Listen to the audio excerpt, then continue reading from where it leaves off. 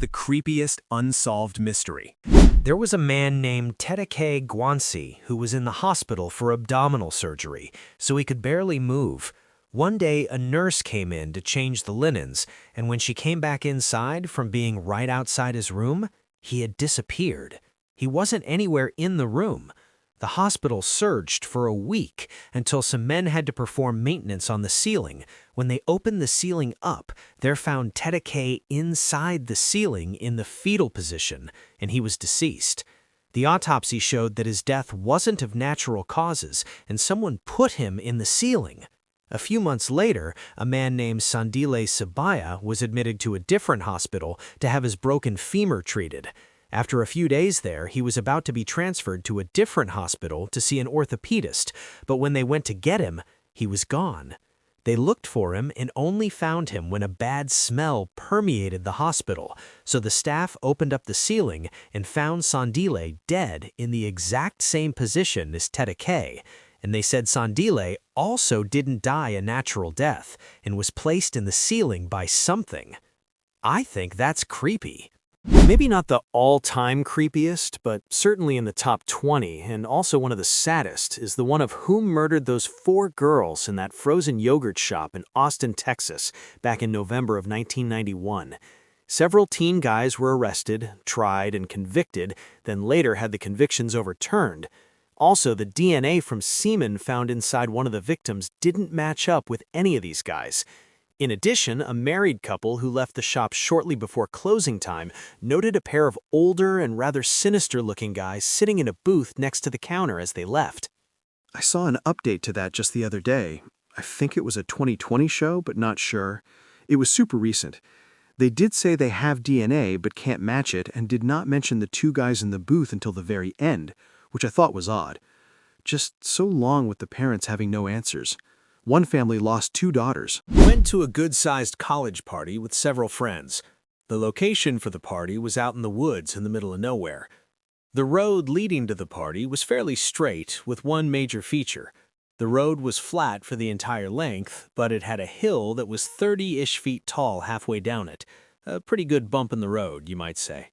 I was driving, and when I slowly topped the hill, I met a car heading in the opposite direction. That car slowed down to a stop. It was several of my friends temporarily leaving the party to make a beer run to the store. They knew who I was by my vehicle and flagged me down to ask if I needed anything from town, and we proceeded to chat for a minute about how the party was unfolding.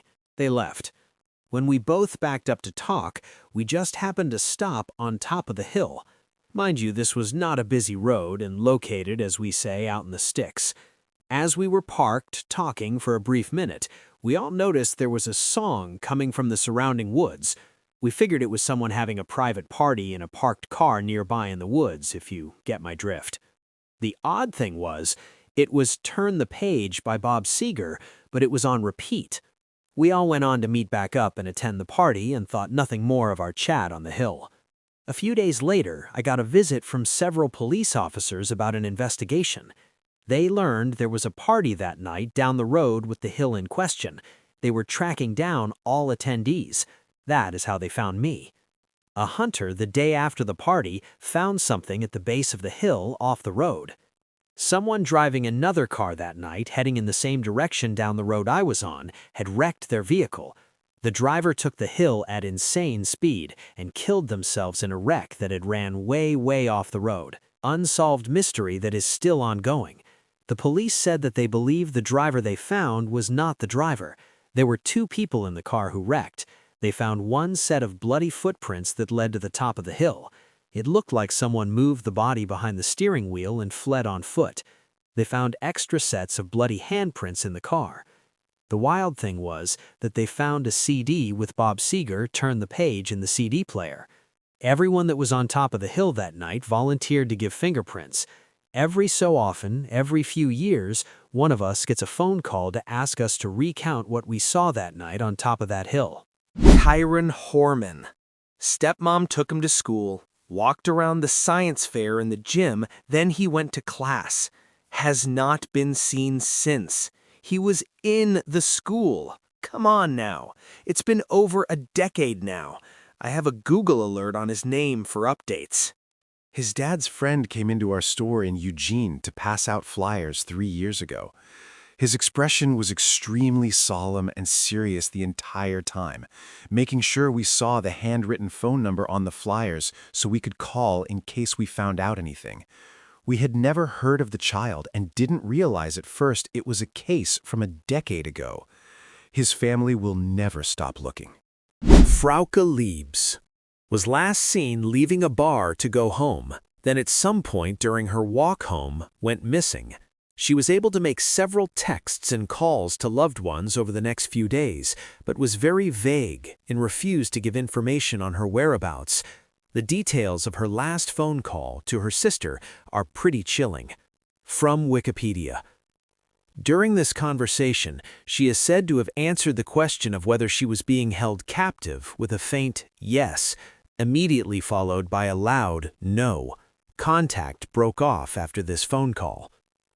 Her body was found several months later in a wooded area, most likely dumped from somewhere else.